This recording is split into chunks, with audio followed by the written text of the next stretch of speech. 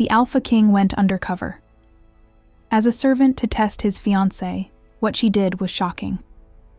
The night before he was meant to become a servant in his own kingdom, King Draven Ashworth stood before a mirror and cut off his crown-length hair with a hunting knife. It fell in dark clumps around his boots, and with it, 26 years of being recognized on sight. He studied the stranger left behind in the glass. Sharp-jawed, ordinary, forgettable, and told himself this was the only way to know the truth about the woman he was to marry in 6 weeks. Emberfall did not crown kings who could be fooled. It crowned kings who tested everything, especially the things that mattered most. And nothing mattered more right now than knowing whether Seraphine Cole, heir to the Rivermore pack, wanted him or wanted the throne stitched to his name. "You don't have to do this," said Callum, his first guard and the only person besides Draven's late father who had ever told him no and meant it. Callum stood in the doorway of the private armory, arms crossed, disapproval radiating off him like heat from a hearth. There are easier ways to learn a woman's character than throwing away your identity and living in her house as a groom's boy.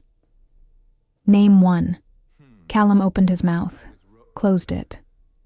Ask her. Draven laughed, short and humorless, and set the knife down among the shorn hair. Every woman who has ever wanted my crown more than my company has told me exactly what I wanted to hear when I asked her directly. Seraphine Cole is no different from the others in that regard. She has been raised since birth to marry well. I only want to know if she was also raised to be good. He did not say the rest of it, that his father's marriage had been a masterpiece of performance and a hollow ruin behind closed doors, that his mother had smiled at feasts and wept alone in her chambers for 11 years before the wasting sickness finally let her stop pretending. He did not say that he had promised himself, kneeling at her grave at 14 years old, that he would rather rule alone forever than marry a woman who curated her kindness for an audience. He said only, 6 weeks, Callum. I go to Rivermore as a servant named Corrin. I watch. I learn what she is when she thinks no crown is watching. And then I come home and marry her. Or I don't. Callum's jaw worked. And if Lord Thorn asks where you've gone, tell him I am inspecting the eastern border garrisons personally, as a king who takes his duties seriously should. He'll believe it. It's exactly the kind of thing he keeps telling me I don't do enough of. At the mention of his regent's name, something moved behind Callum's eyes. Not quite suspicion, more the shape of a thought not yet finished forming. Thorn has been asking a great deal about the wedding date lately, more than seems natural for a man who claims to only care about the alliance.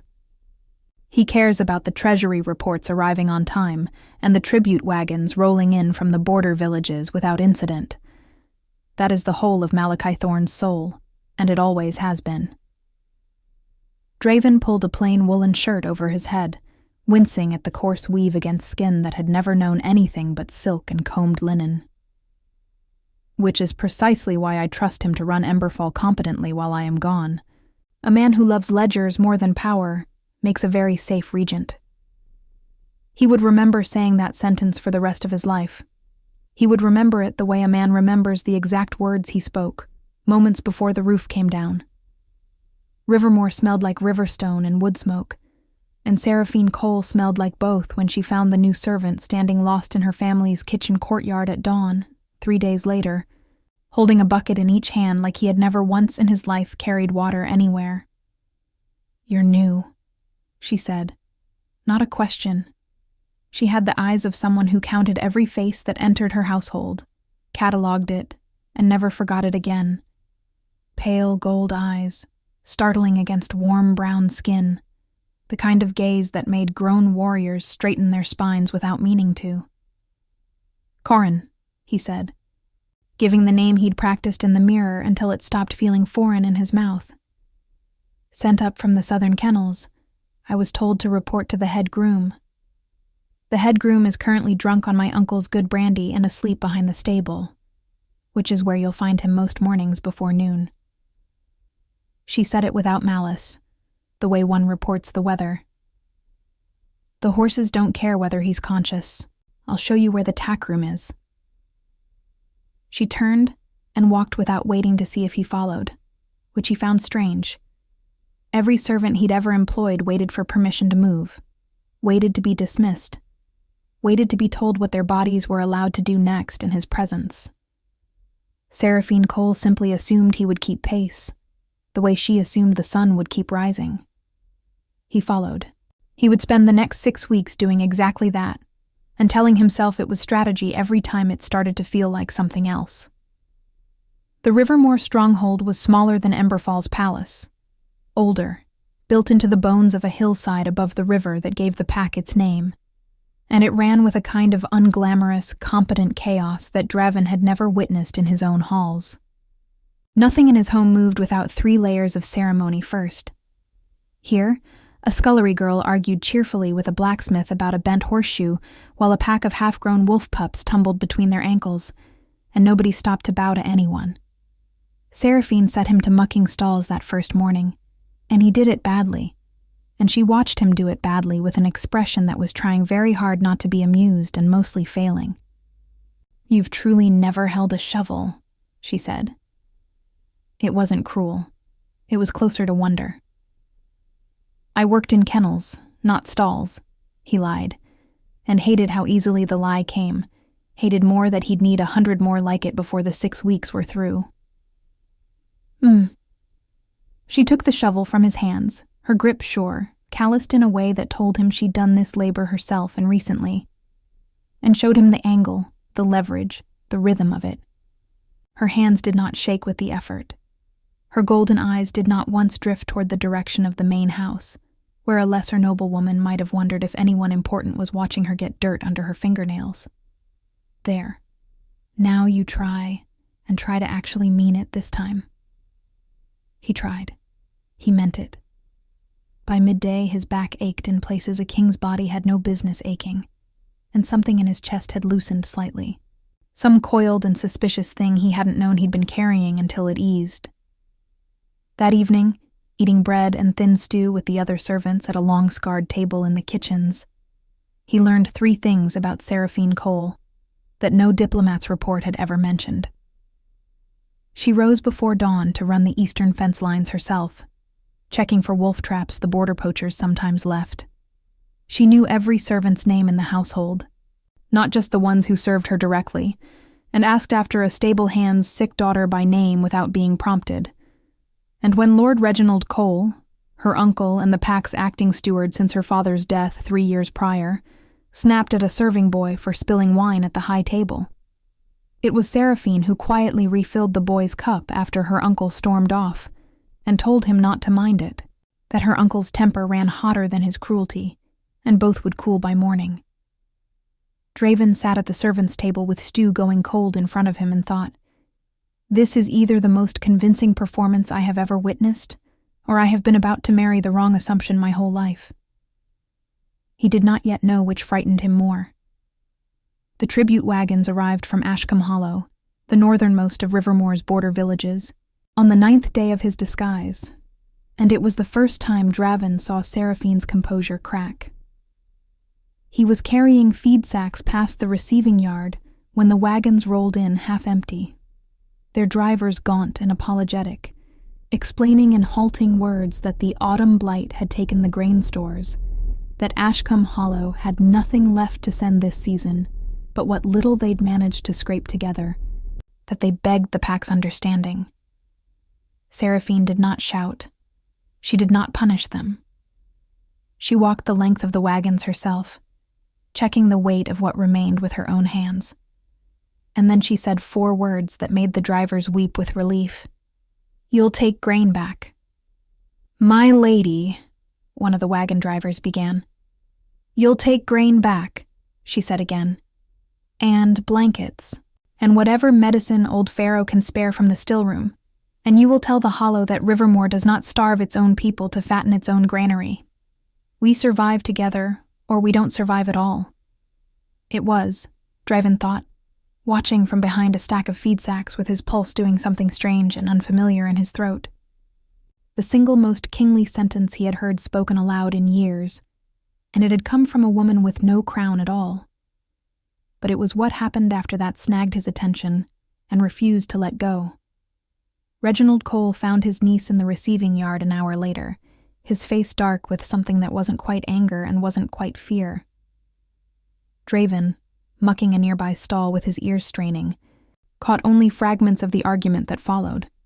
His lordship's low, urgent voice insisting that the pack's reserves were already stretched thinner than she knew, that continuing to give grain away to every border village with a bad harvest would leave Rivermore exposed if Emberfall came calling for the wedding tribute they were owed under the alliance terms, that she was being reckless with resources that weren't only hers to give. "Then find me more resources, uncle," Seraphine snapped back, low and fierce. "Because I will not be the lady who let children starve in Ashcombe Hollow so that our storerooms could look impressive for a king's tax collectors." Reginald's next words came quieter, harder to catch, but Draven heard enough to feel a cold thread work its way down his spine. "You don't understand how bad it's gotten. The numbers don't work anymore, Seraphine. Something is wrong with the ledgers, and I don't know what. And if it comes out before the wedding..." The rest was lost as a cart rattled past. Draven stood very still in the stall, hayfork forgotten in his hands, and thought about Malachi Thorn, 3 days' ride away in Emberfall, currently the sole keeper of every treasury record that moved between the two packs. Something is wrong with the ledgers. He had come to Rivermore to learn whether his fiancé had a good heart.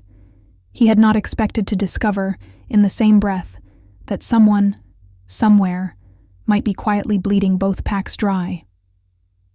That night he lay awake on a servant's thin pallet in the crowded groom's quarters, listening to another man snoring and turning the pieces over in his mind, like stones in a riverbed, looking for the shape hiding underneath them. 6 weeks had felt, 3 days ago, like an eternity of pretending. Now it felt like nowhere near enough time to learn everything he suddenly, urgently needed to know. Somewhere below the kitchens, a door opened and closed softly in the dark, and light footsteps crossed the courtyard toward the stables, toward him. He was almost certain, lying rigid and silent in the dark, that the footsteps belonged to Seraphine Cole, and he had absolutely no idea yet what she was doing awake at this hour, or why his heart was hammering as if it already suspected the answer would change everything. He had grown up believing he understood exactly what an alliance marriage required of a king, because he had watched his father perform one for 11 years without ever once dropping the mask in public. Emberfall's court operated on ceremony the way a heart operated on blood. The moonright betrothal blessing, conducted beneath the full moon by the eldest Omega of the pack, the exchange of pack tokens, small carved wolves traded between families to symbolize the joining of bloodlines, the long recitation of ancestral names that every noble child memorized before they could properly read. Draven had performed his half of that ceremony with Seraphine Cole 4 months earlier in Emberfall's Great Hall, had watched her recite the Rivermore lineage back to its river-born founders without a single falter, and had thought, watching her golden eyes catch the candlelight, that he had never once seen a woman look less like she was marrying for love, and more like she was executing a duty flawlessly. It had taken him 4 months and one ill-conceived disguise to understand that flawless execution of duty and genuine care were not in fact opposites. Rivermore was teaching him that lesson in increments too small to notice until they accumulated into something undeniable. He thought of his mother often during those first days, more than he had allowed himself to in years. She had been a diplomat's daughter from the coastal packs, chosen for his father precisely because her family's shipping routes had once been valuable enough to justify the match, and she had spent 11 years performing the role of Emberfall's queen, with a precision that fooled every visiting dignitary and fooled her own son for most of his childhood. It was only in the last year of her illness, when the wasting sickness had stripped away her strength for pretense, along with her strength for everything else, that Draven had finally seen the exhaustion underneath the performance. A woman who had given 20 years of her life to a marriage that had never once asked what she wanted, only what she could provide.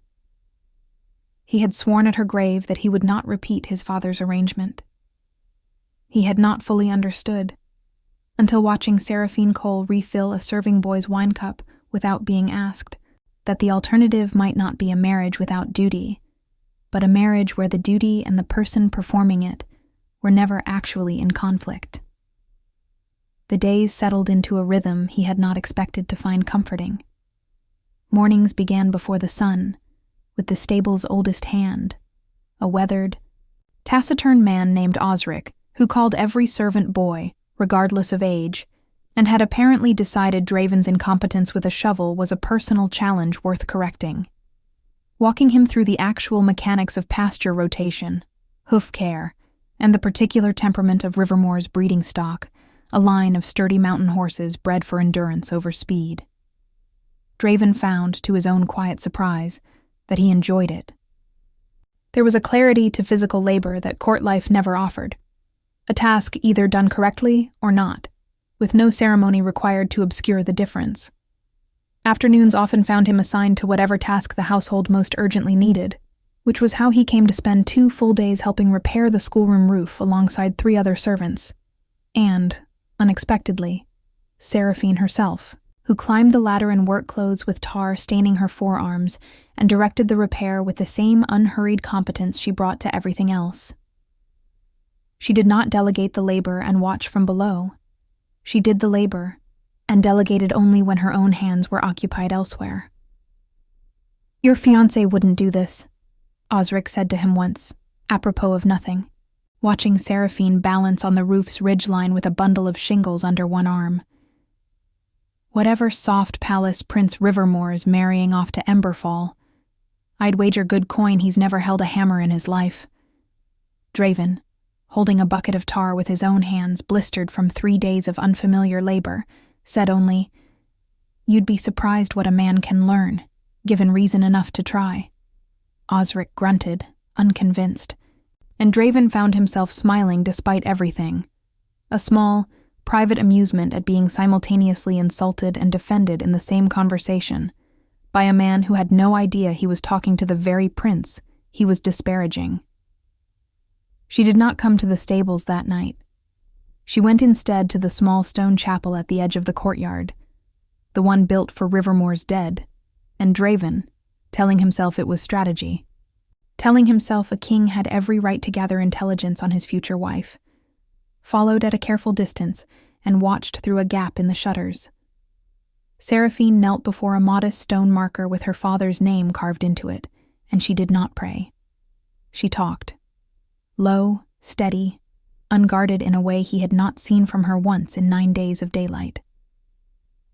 "They're saying the ledgers don't balance again," she told the grave, as if the dead man could still advise her. "Uncle Reginald won't say how bad it is, which means it's worse than he's letting on. And I still don't know if I can trust the man I'm marrying, Papa, or if I'm about to hand our people to a stranger who will bleed us for tribute the moment the ink dries." She laughed, short and humorless, an echo of the sound Draven himself had made in his own armory 9 days before. "Everyone tells me he's supposed to be a good king. Fair. Reasonable. But everyone told you the same thing about the Ashworth before him. And look how that turned out for the Hollow families during the border famine 20 years back." Draven had been 11 years old during the border famine. He remembered his father sending grain, remembered being told it was a triumph of diplomacy, and had never once considered, until this moment, crouched in the dark outside a dead man's chapel, that the same story might look entirely different from the other side of the ledger. "I have to marry him regardless," Seraphine went on, quieter now. "The alliance is the only thing standing between Rivermore and being swallowed by whichever larger pack gets hungry first, once the old treaties expire. I know my duty. I've known it since I was 12 years old, and you first explained what my birth actually meant." A pause, and something in her voice cracked open, just slightly. Just enough. "I only wish someone would ask me what I wanted once, before deciding what I owed everyone else." She stayed another quarter hour, and Draven stood frozen outside the chapel with his pulse loud in his ears, feeling something dangerously close to shame. He had come here to test her honesty. He had not once considered that she might be carrying a version of the exact same fear he was, that she, too, might be trapped inside a marriage negotiated over her head, wondering if the crown attached to his name had swallowed the man entirely. He was no longer certain, walking back to the groom's quarters in the cold dark, which one of them the 6 weeks were actually testing. Seraphine put him to work wherever the household needed an extra pair of hands, which meant he learned the Rivermore stronghold from its foundations upward. The leaking roof over the grain store that no one had money to fix, the aging garrison wall that Reginald kept promising to reinforce and never did, the schoolroom where Seraphine herself taught the younger pack children their letters twice a week, because the pack couldn't afford a dedicated tutor. He had ruled Emberfall his entire adult life, believing that a kingdom ran on decrees and treaties, and the occasional well-timed show of force. Rivermore ran, he was slowly realizing, on a woman who noticed which floorboards were rotting before anyone reported them broken. "You ask a lot of questions for a kennel boy," she told him one afternoon, the two of them repairing a length of pasture fence together while a stubborn autumn wind tried to undo their work as fast as they finished it. "I'm curious," he said, which was at least honestly true. "Curious about the Treasury reports? That's an odd thing for a groom to wonder about." He'd overreached. He recovered as smoothly as he could manage. "I heard talk in the kitchens about the harvest tribute and your uncle's temper. Servants gossip. I only wondered if the pack was in real trouble." Something shifted behind her golden eyes. Not suspicion of him exactly, but a weariness that suggested she'd been carrying this worry alone for longer than was good for anyone. She set down her mallet and looked out over the pasture, toward the river glinting silver in the distance. "Rivermore has always run tight," she admitted. "We're not Emberfall. We don't have their mines or their trade roads or 3 generations of surplus sitting fat in a vault. Everything we have goes back into the land and the people every season, and there's rarely much left over. That's always been true. What's new," and here her jaw tightened, "is that the numbers have started disappearing faster than the harvests can explain. Small amounts at first, now larger ones. My uncle thinks it's simple mismanagement on our end. I think—" She stopped herself. "You think what?" She studied him a long moment, longer than felt entirely safe, as if she were deciding how much a groom's boy actually deserved to know, or perhaps deciding something else entirely that he couldn't name. "I think the discrepancies started the same season the marriage negotiations did, and I think that's either an enormous coincidence, or it isn't one at all." The wind picked up, cold and sharp with the coming winter, and Draven stood very still holding a fence post, feeling the careful architecture of his 6-week disguise groan under a weight he hadn't accounted for. He had come here suspecting his fiancé of caring more for a crown than a man. He had not once considered that the marriage itself, the alliance, the treasury, the tribute lines running between 2 packs, might be the actual crime scene, and that Seraphine Cole might be the only person on either side of it who'd noticed the blood on the floor. The fact came to him 3 days later, delivered by accident, the way the truest things in Draven's life always seemed to arrive. He was hauling grain sacks past the steward's office, Reginald's domain, usually locked, currently ajar because the old man had stepped out in a hurry after a messenger's arrival. And he saw, through the gap in the door, a stack of correspondence bearing a wax seal he recognized instantly, and with a jolt of cold recognition.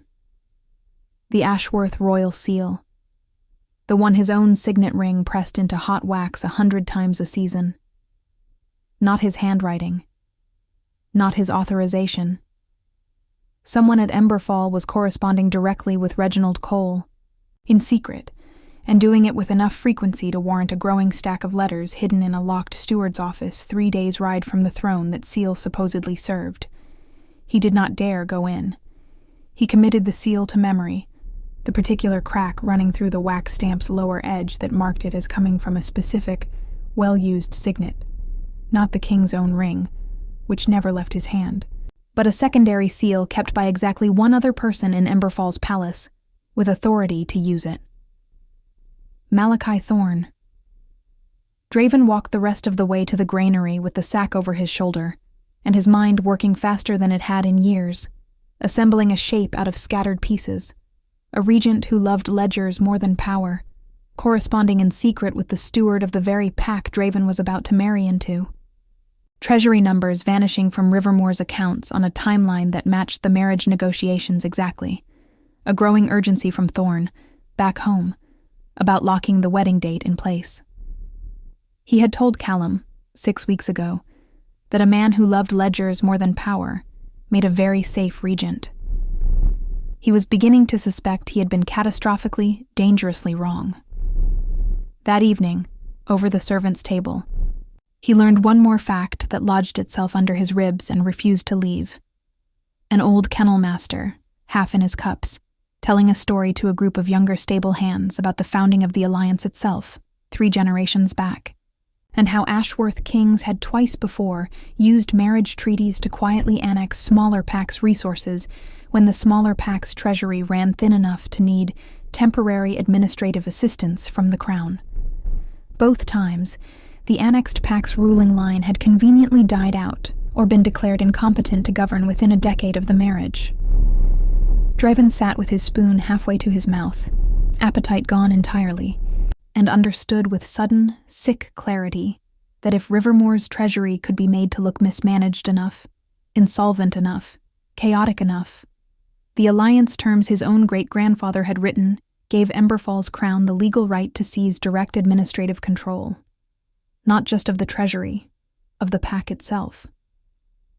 Someone was engineering exactly that collapse, on a timeline that ended the moment Draven Ashworth said his marriage vows, and the only person who seemed to have noticed the pattern before he did was the woman he'd come here suspecting of caring only for his crown. He found her again 3 nights later at her father's grave, and this time, he did not hide. "You're not a kennel boy," Seraphine said, before he'd said a word, without turning around. Her shoulders were rigid in the moonlight, her voice carved from something harder than fear. "I've known for 11 days. You hold a hayfork, like it personally insulted your ancestors. And no groom in this pack or any other has ever once, not a single time, corrected my uncle's grammar, without meaning to." A pause. And then, quieter. "I've been waiting to see how long it would take you to tell me why a king comes to spy on his own alliance." Draven's blood went cold, then hot, then very still. "How long have you truly known?" "Long enough to have decided not to expose you," she said, and finally turned to face him, gold eyes steady and unreadable in the dark. "Which should tell you something. Corrin, or Draven, or whatever name you'd like tonight. I have been protecting your secret for over a week, while trying to decide whether that makes me a fool or something else entirely." Somewhere in the darkness behind them, a shape moved along the garrison wall that had no business being there at this hour. A shadow too deliberate, too careful. Gone again before Draven's eyes could fully register it. He filed it away, some old soldier's instinct sharpening under his skin even as his heart hammered from Seraphine's revelation, and understood, with a cold certainty settling low in his gut, that whatever was coming for the Rivermore treasury was no longer content to move, only through ledgers and secret letters. It had started moving through the dark, close enough to watch them both. Before that final night at the chapel, there had been an afternoon that Draven would return to often in memory, the day Seraphine caught him teaching her youngest cousin, a stubborn 7-year-old named Petra, to read. He had not meant to.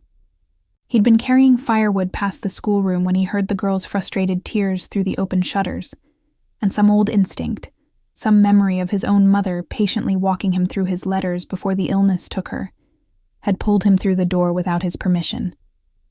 Petra could not make sense of a particular passage about river currents, and Draven, forgetting himself entirely, forgetting Corrin the Kennel Boy, and remembering only a king who had once loved his letters more than his sword lessons, had knelt beside her and broken the sentence down into pieces small enough for a 7-year-old to hold, the way his own tutor had done for him 3 decades before. Seraphine found them 20 minutes later, Petra sounding out words with fierce, triumphant concentration, and Draven crouched beside her with the particular patience of a man who had clearly done this before, for someone he'd loved. She said nothing about it that day. But that evening, over the servants' meal, she sat across from him instead of at the high table where her position technically entitled her to eat, and asked him, without preamble, where a Kennel Boy had learned to teach. "An old tutor," he said, which was true enough not to feel like a lie. "He was patient with me. I suppose it stayed. Most men who work with horses don't spend their afternoons teaching 7-year-olds to read river currents," she said, watching him with an expression he couldn't quite parse. Not suspicion exactly. Something closer to careful recalculation. "Most men who work with horses also don't correct a lord's Latin at supper, which you did 3 nights ago, and then spent the rest of the meal looking like you regretted it." He had regretted it. It had been an old habit, sharpened by years of correcting court scholars, and it had slipped out before he'd thought to stop it. "I read a great deal when I have the chance," he said carefully. She said again, that same maddening, unreadable syllable she'd offered him on his first morning at Rivermore, and did not press further. But something had shifted in the way she watched him after that. A new attention, careful and quiet, that felt less like suspicion and more like a woman assembling a puzzle, one true piece at a time, patient enough to wait until she had gathered every edge before deciding what the whole picture actually showed. It was that same patience, he would understand much later, that had let her recognize him so early and say nothing for 11 days. She had not been fooled by his disguise. She had simply been waiting to see what kind of man would eventually emerge from underneath it, and had judged, correctly, that the answer mattered more than the unmasking. They talked until dawn, hidden in the chapel where no servant would think to look for either of them. Seraphine told him everything she'd pieced together over the past year. The vanishing sums, always small enough to dismiss individually, always timed to coincide with Treasury transfers that should have flowed cleanly between Rivermore and the Crown's tax collectors. She told him about the secret correspondence with her uncle, which she'd discovered by accident 3 months prior, and had been too afraid to confront him about directly, in case Reginald himself was the thief, and not merely a frightened old man being maneuvered by someone smarter. She told him about a name that kept surfacing in fragments of overheard conversation, in the margins of documents she wasn't meant to see. A mercenary company, unaffiliated with any registered pack, quietly recruiting displaced wolves along Emberfall's western border. "Recruiting them for what?" Draven asked, though some cold, prophetic part of him already suspected the answer. "I don't know yet. But mercenary companies don't assemble themselves for free, Draven. Someone is paying them.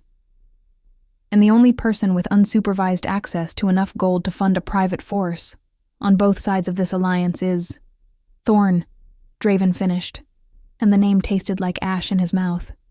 "My own regent," he told her in turn. Everything he'd suspected since finding the letters in her uncle's office.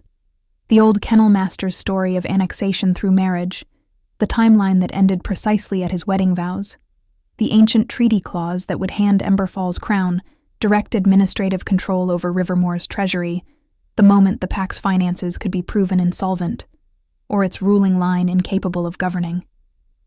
Seraphine's face, in the gray light before sunrise, went through fear and fury and something that looked almost like grief. "He's not trying to bankrupt Rivermore," she said slowly, working it through aloud. "He's trying to make it look bankrupt, enough to justify seizure under the old clause. And a mercenary company recruited quietly enough, deployed at the right moment. Could stage an incident," Draven finished, understanding arriving with the particular horror of a puzzle completing itself. "A border raid. An attack blamed on Rivermore's inability to secure its own territory. Enough chaos to make direct crown intervention look not just legal, but necessary. And once Emberfall's administrators are installed here, they never leave," Seraphine said. "Just like your great-grandfather's annexations." just like the story your kennel master was drunk enough to tell. They sat together in the cold stone quiet. Two people who had each spent 6 weeks believing the other might be the danger, now facing the same enemy from opposite sides of the same trap. Draven found himself studying her face, not for signs of deception this time, but simply because he wanted to. Because somewhere in the last 6 weeks, the test he'd designed had quietly turned into something else, something he hadn't given himself permission to name yet. "Why didn't you tell your uncle what you suspected?" he asked. "Because I don't know if my uncle is a fool being used or a man being paid," Seraphine said. And the honesty of it, the willingness to admit she didn't fully trust her own family, struck Draven harder than any declaration of affection could have. And because the moment Thorn realizes anyone at Rivermore is asking questions, he'll accelerate whatever timeline he's working on. I've been trying to gather proof quietly, alone, because I had no one I trusted enough to help me carry it. "You have someone now," Draven said, and meant it more fully than he had meant almost anything in his adult life. They built their case over the following days, with the careful, patient work of two people who understood that a wrong accusation against a sitting regent could shatter the alliance faster than any embezzlement scheme ever could. Seraphine produced the letters she'd copied in secret months before, careful transcriptions in her own hand of correspondence she hadn't dared remove from her uncle's office. Draven, drawing on a king's memory for the shape of his own Treasury's books, recognized patterns in the numbers that confirmed exactly the kind of siphoning that would leave gaps large enough to fund a mercenary company without ever appearing as a single suspicious transaction. The final piece arrived from an unlikely source. Marisol, a young laundress in Seraphine's household, whom Draven had noticed weeks earlier moving through the stronghold with unusual purpose for someone meant to simply wash linens. She approached Seraphine directly on the 11th night of their combined investigation, and it was only then that Draven learned Marisol was no laundress at all. She was Seraphine's own eyes and ears, placed years ago among the household staff at Seraphine's request, tasked quietly with watching for exactly this kind of corruption after Seraphine's father's suspicious death 3 years prior, a death the official reports called wolf fever, but that Seraphine had never fully believed. "I found the mercenary company's paymaster," Marisol said, breathless from a hard ride. "A man traveling under a false name, meeting with one of Lord Thorn's personal couriers 2 nights ago in the market town of Pharaoh's Bend. I followed the courier back toward the border. My lady, the mercenaries aren't recruiting. They're already assembled, encamped in the Hallow Woods, a half-day's ride from the eastern fence line. I counted at least 60 wolves. 60 armed wolves, encamped just beyond Rivermore's weakest border, exactly where Seraphine had told him weeks ago that the garrison wall needed reinforcement her uncle kept promising and never delivering. "When?" Draven asked, already moving, already every inch the king he'd spent 6 weeks pretending not to be. "Soon," Marisol said. The courier mentioned a date, 3 nights from now, the night of the harvest gathering. The harvest gathering, the one night each season when nearly the entire Rivermore pack, garrison included, gathered in the central hall to celebrate the season's yield with feasting and firelight, leaving the border fences watched by only a skeleton guard. Draven felt something cold and furious settle into his chest, the particular fury of a man watching a trap close exactly as its architect intended. "He's going to stage the attack during the gathering," Seraphine said, voice gone flat with the specific calm of true terror. "When we're least prepared to repel it. When it will look to every observer, exactly like proof that Rivermore cannot defend its own borders. And when Emberfall's forces arrive to restore order," Draven finished, "no one will question why they never leave again." The next 2 days moved with the strange, sharpened clarity of impending crisis. Draven revealed himself to Reginald Cole in a private meeting that left the old steward pale and shaking, torn between relief that his niece hadn't been secretly conspiring against him and horror at how thoroughly he'd been played by a man he'd trusted for years, believing Thorn's letters to be legitimate crown business rather than the architecture of a slow betrayal. Reginald wept, actually wept, confessing that he'd sent Thorn quiet reports on the Treasury's condition for over a year, believing he was helping smooth the alliance, never once suspecting he was handing a thief the exact information needed to time his theft. "I didn't know," Reginald said, again and again. And Draven, watching the old man's genuine devastation, believed him. Not every person swept into Thorn's scheme had known what they were building. That distinction mattered. It would matter more, later, when the reckoning came. Callum arrived on the second night, summoned by a message Draven had sent the moment he understood the scale of the threat, riding hard with a dozen of the Ashworth Royal Guard, who'd been sworn to loyalty long before Thorn had ever touched a regent's seal. Draven met his first guard in the stable, where 6 weeks earlier he'd first learned to muck a stall, and the look on Callum's face when he saw his king in a servant's worn wool, hair still cropped short, told Draven everything about how strange this last month must have looked from the outside. "You were right not to trust him," Draven said simply. "Thorn isn't administering Emberfall's treasury while I'm gone. He's been robbing 2 packs at once to fund a private army, and he means to use that army to swallow Rivermore whole under cover of a harvest feast." "Then we don't let the feast happen the way he expects," Callum said, already thinking like a soldier. "We let him believe the trap is closing exactly as planned, and we make sure it's his own men who fall into it instead." Seraphine, standing at Draven's side with her chin high and her eyes bright with the particular fire of a woman about to defend everything she'd spent her whole life building, looked at the two of them, the king and his guard, plodding in a stable that smelled of hay and horse and old secrets, and said the words that would decide the shape of everything that followed. "Then let's give Lord Thorn the ambush he's been planning for a year," she said, "and let's make absolutely certain it's the last thing he ever gets to plan." The plan nearly unraveled the following morning, when a rider arrived from Emberfall bearing a sealed letter in Malachi Thorn's own hand, addressed to Draven under his true title, proof, if any had still been needed, that the regent had grown suspicious enough of his king's prolonged absence to break the pretense of ignorance.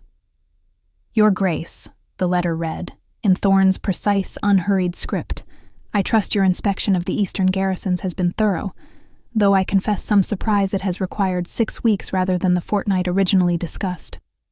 The wedding preparations at Emberfall proceed regardless of your attention to them, and I have taken the liberty of finalizing several administrative matters in your continued absence, in the interest of ensuring the alliance transition proceeds smoothly, regardless of any unforeseen complications at Rivermore.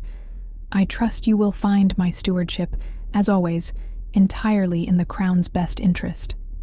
It was, Draven understood immediately, both a confession and a threat disguised as courtesy. An acknowledgement that Thorn knew something was amiss, wrapped in language vague enough to deny everything if challenged, and a clear signal that the regent intended to proceed with his plan, regardless of whether his king had grown suspicious. Administrative matters, finalized in my absence. The annexation paperwork, Draven suspected, already being quietly prepared. "He's accelerating," Seraphine said, reading over his shoulder with her jaw tight.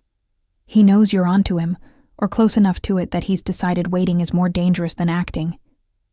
"Then we can't wait for the harvest gathering to fall into place naturally," Draven said. "We have to assume he's watching for any sign that we've moved against him, which means every hour we spend organizing a defense is an hour he might notice and change his plan entirely." It was Reginald, surprisingly, who offered the solution. The old steward, still raw with humiliation at having been so thoroughly used, threw himself into the defense preparations with the particular ferocity of a man trying to atone for a blindness he couldn't forgive himself for. He knew every hidden path through Rivermore's stronghold, every barn and outbuilding that could conceal armed fighters without drawing notice from the outside, every servant whose loyalty could be trusted absolutely, and everyone whose talk might carry back toward Emberfall's regent if given the chance. "There's a courier," Reginald admitted, shame thick in his voice. "One of the stable hands who reports to Thorn directly, has done for over a year, though I only pieced that together 2 nights ago, watching who left the stronghold and when relative to my own letters going missing before I'd finished drafting them. If we don't account for him, whatever we plan will reach Thorn's ears within a day. The courier, once identified, proved easier to manage than Draven expected.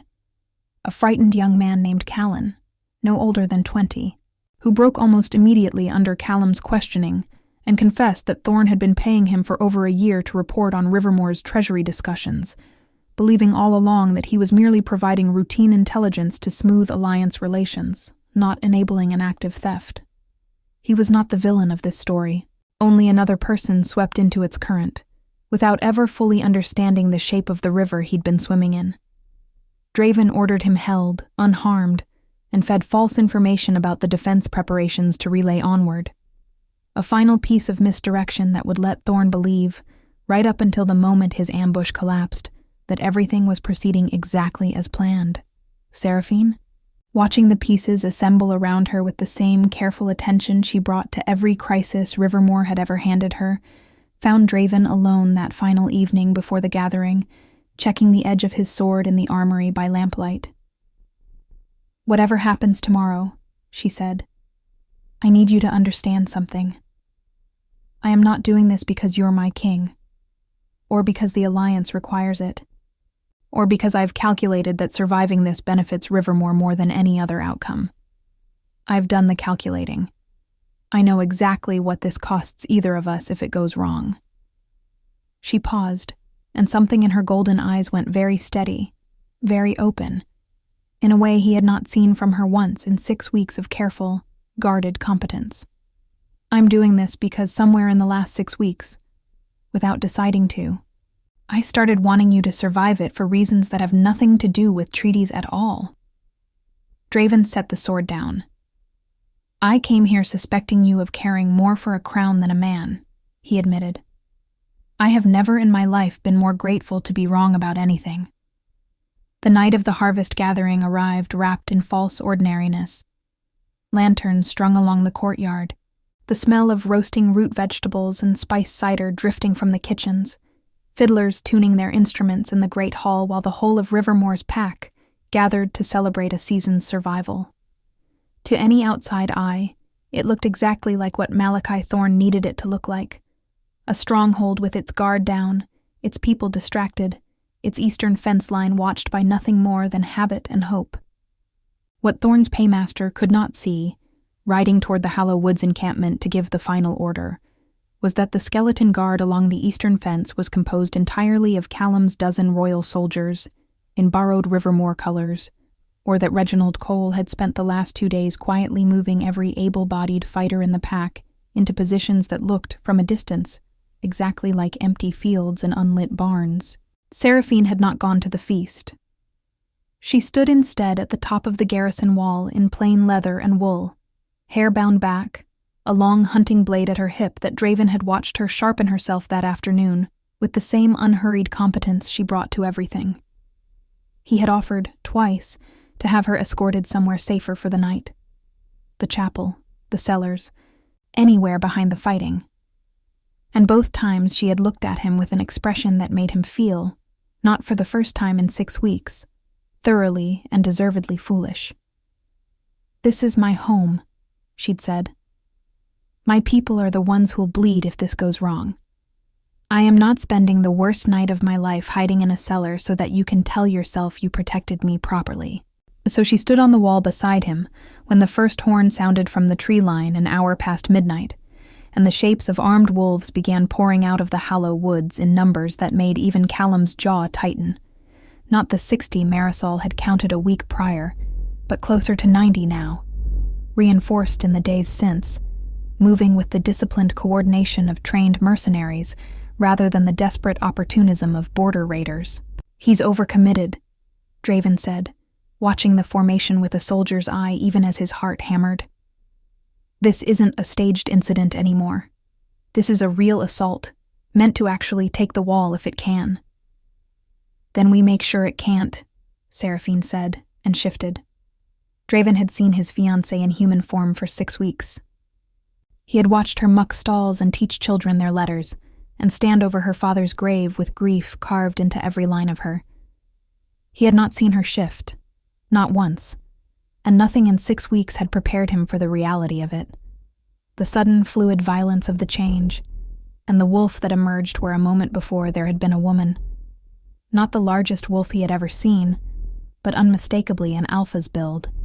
Silver-gray fur catching moonlight, movements coiled with a controlled ferocity that told him exactly why Rivermore's border poachers never once tested the eastern fence line twice.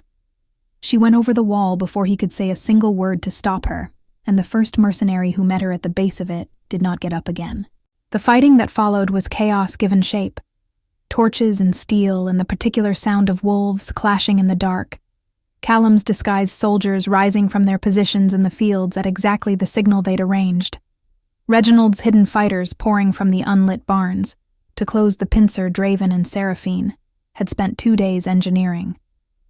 Draven fought in his own shifted form for the first time since arriving at Rivermore, no longer bothering to hide the powerful black wolf that every Ashworth king before him had carried, and something in the mercenary line visibly faltered at the sight of it. Because a king's wolf, once seen, could not be mistaken for anyone else's, and word spread fast through a breaking formation that they were no longer facing an undefended border, but the crown itself. It was in the worst of it, in the churning dark near the garrison gate, that Draven saw the Paymaster, a lean, scarred man directing the mercenary line from horseback, close enough now that Draven recognized, with a jolt of fury, the crest half hidden beneath his cloak. Not a mercenary company's mark at all, but a private signet Draven had seen exactly once before, pressed into wax on letters hidden in a locked steward's office. Thorn's own man. Here, directing an armed assault on Rivermore with his master's authority behind every order. The Paymaster saw him in the same instant, saw the black wolf that could only belong to one bloodline in the world, and did the only thing a cornered man with everything to lose would do. He drew a crossbow, not aimed at the fighting line, but leveled directly at Draven, point blank, the one shot that could end the entire conspiracy's exposure before it began by ending the king who'd uncovered it. Draven, mid-shift back to human form to shout an order to Callum, was a half-second too slow to move. Seraphine was not.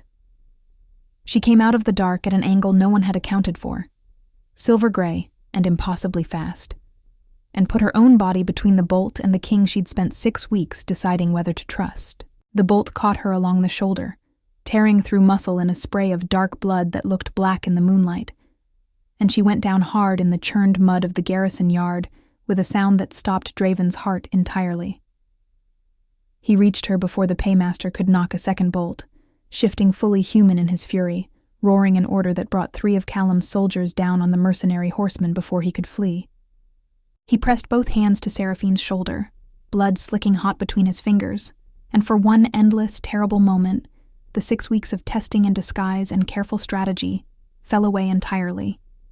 And there was only a man afraid he was about to lose the one thing he'd never actually meant to fall in love with, while pretending to evaluate whether she deserved his crown. "Stay with me," he said, voice cracking in a way no king's voice was permitted to crack in front of witnesses. "Seraphine, stay with me." Her eyes found his, glassy with pain but startlingly clear. "Shocking," she managed, with the ghost of a smile even now. "That the girl you came here to test just took a crossbow bolt meant for your heart. Tell me that's not in whatever report you were planning to file." "There was never going to be a report," he said, and meant it more than he had meant almost any vow of his life. There was only ever going to be this. She survived. The pack's healer, a sharp-eyed old woman named Pharaoh, who Seraphine had defended against Reginald's temper weeks before, without ever expecting the favor returned, worked through the remainder of the night to close the wound, and by dawn, Seraphine lay pale, but breathing steadily in her own chambers. The immediate danger passed, even as the garrison yard outside filled with the aftermath of battle. Mercenaries captured, wounded, tended. The eastern fence line finally, definitively breached, and finally, definitively held. The formal reckoning came 4 days later, in the great hall Reginald had once used for feasts, now converted for the first joint tribunal Emberfall and Rivermore had convened together in over a generation. Draven had sent riders home the morning after the attack, and returned to his own palace not as a groom's boy named Corrin, but as the king, flanked by Callum and a dozen soldiers, and a signed confession from the captured Paymaster that named Malachi Thorn as the architect of the mercenary company, the Treasury theft, and the planned annexation of Rivermore under cover of a staged border incident. Thorn did not deny it once the evidence was laid before the assembled nobles of both packs. The transcribed letters Seraphine had copied in secret, the Treasury discrepancies Draven himself walked the court through line by line, the Paymaster's sworn testimony, and finally, the damning detail that broke whatever composure the old regent had left. Records showing that the annexation clause he'd intended to invoke had already, quietly, been drafted into a formal transfer document, dated for delivery the week following Draven and Seraphine's wedding. "I did it for Emberfall," Thorn said, when Draven finally asked him why. And there was no theater left in the old regent's voice, only the flat, unrepentant certainty of a man who had genuinely believed his crime was a service. The crown's coffers have thinned for 3 generations, while smaller packs like Rivermore drain resources into treaties that give us nothing back but obligation. I built us an army with money the Alliance was already quietly costing us, and I meant to fold Rivermore's treasury directly into the crown's, permanently, the way your great-grandfather did twice before, and called it statesmanship. I did not do this for gold in my own pocket, Your Grace. I did this because someone has always had to make the hard choices that keep Emberfall strong, and no one else in that palace has ever had the stomach for it. It was, Draven thought, listening to his regent's justification, the truest and most dangerous kind of villainy, not cruelty for its own sake, but conviction, a genuine belief in a system that measured a kingdom's strength by what it could extract from those too small to refuse it. That belief had cost Rivermore its treasury for over a year, had nearly cost 90 mercenaries and a dozen loyal guards their lives on a harvest night, and had very nearly cost Draven the woman bleeding out in a garrison yard because she'd chosen to protect him before she'd fully decided whether she loved him. The tribunal stripped Thorn of his regency and his lands that same afternoon. He was sentenced to exile beyond Emberfall's borders, forbidden from ever again holding office or council seat in either pack, and the mercenary Paymaster and his surviving men were bound over to a joint Emberfall-Rivermore garrison force, the first such shared command either pack had ever established, a direct answer to the ancient annexation clause that Draven, with Seraphine and Reginald both standing beside him, formally struck from the treaty that same day, replacing it with language that made any future crown claim over an ally's treasury require the ally's own sworn consent, witnessed by both packs' full councils. It should never have existed in the first place, Draven told the assembled nobles, and it will never exist again, in my reign, or any that follows it. The recovered gold, what could be traced and clawed back from the mercenary company's disbanded accounts, went first to Ashcombe Hollow and the other border villages whose harvests had failed, rebuilding grain stores that should never have been allowed to run so thin in a kingdom with Emberfall's resources sitting fat and unused 3 days' ride away. Reginald Cole, humbled but no longer suspected of complicity beyond his own naivety, kept his steward's title, though he insisted afterward on Seraphine reviewing every treasury report personally from that day forward, trusting his own judgment considerably less than he once had. They were married 6 weeks later than originally planned, in the small stone chapel where Seraphine had once talked to her father's grave about a man she didn't yet trust. The same chapel where Draven had learned, crouched outside in the dark, that the woman he'd come to test was already carrying fears of her own about the exact same cage. Seraphine wore her mother's wedding colors, silver gray to match the wolf she'd become on the worst night of both their lives. And Draven, standing at the altar in his crown for the first time since arriving at Rivermore 6 weeks prior as a stranger named Corrin, found that he could not stop looking at her the way he had once refused to look at anyone, without calculation, without testing, without a single reservation left standing. "I owe you an apology," he told her quietly, before the ceremony began, the two of them alone for a stolen moment in the chapel's antechamber. "I came here to test whether you were worthy of my crown. I never once considered that you might have every right to be testing me in return, or that you'd spend 6 weeks doing exactly that with far more grace than I managed. I knew who you were on the 3rd day," Seraphine reminded him, smiling now in a way that had nothing guarded left in it. "I could have exposed you the moment I recognized you and demanded you explain yourself to my uncle.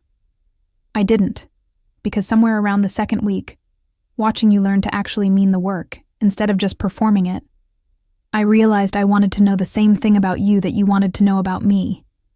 Whether the crown had swallowed the man, or whether the man was still in there somewhere, willing to muck a stall properly if someone simply showed him how." "And your verdict?"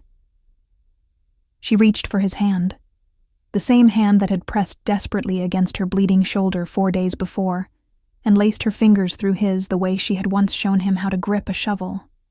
Sure, unhurried, entirely without performance. "The man's still in there," she said. "I'd stake my whole pack's future on it. In fact, I already have." Outside the chapel, the bells of Rivermore began to ring, calling both packs together for a wedding that would, within the year, be remembered less for its ceremony than for the treaty reforms signed alongside it. The annexation clause gone forever, a joint council established between the packs, a border garrison that answered to both crowns equally rather than one alone. And somewhere in the crowd gathering outside, a servant boy who'd spent 6 weeks mucking stalls badly and learning to do it properly, stood folded quietly back into a king's silken ceremony, and found himself thinking that of everything he had ever tested in his life, treaties, soldiers, the loyalty of men he'd trusted for years, nothing had ever taught him as much as failing, deliberately and completely, at being an ordinary man in the household of a woman who had never once needed a crown to prove what she was worth. He had come to Rivermore to learn whether Seraphine Cole would be shocking in her cruelty, or her ambition, or her indifference. She had been shocking instead in the oldest and rarest way there was. She had simply, consistently, been good, long before anyone was watching, and had nearly died proving it when it mattered most. Marisol stood among the witnesses that day, no longer disguised as a laundress, but formally appointed, at Seraphine's insistence, as the first head of a new joint intelligence office shared between the two packs, a permanent safeguard, born from hard necessity, against the next Malachi Thorn, who might mistake a smaller pack's trust for an invitation to theft. Osric attended too, still faintly convinced he'd once bullied a king into learning proper stall technique, a fact Draven fully intended to let him believe for the rest of both their lives. And Reginald Cole, steadier now than Draven had seen him in 6 weeks, stood at his niece's side to give her away, his relief at her survival written plainly across a face that had spent a year quietly terrified. He was failing the brother whose pack he'd sworn to protect. Some tests, Draven thought, watching her walk toward him down the aisle of her father's chapel, are worth failing completely, if what you find instead is someone worth telling the truth to for the rest of your life.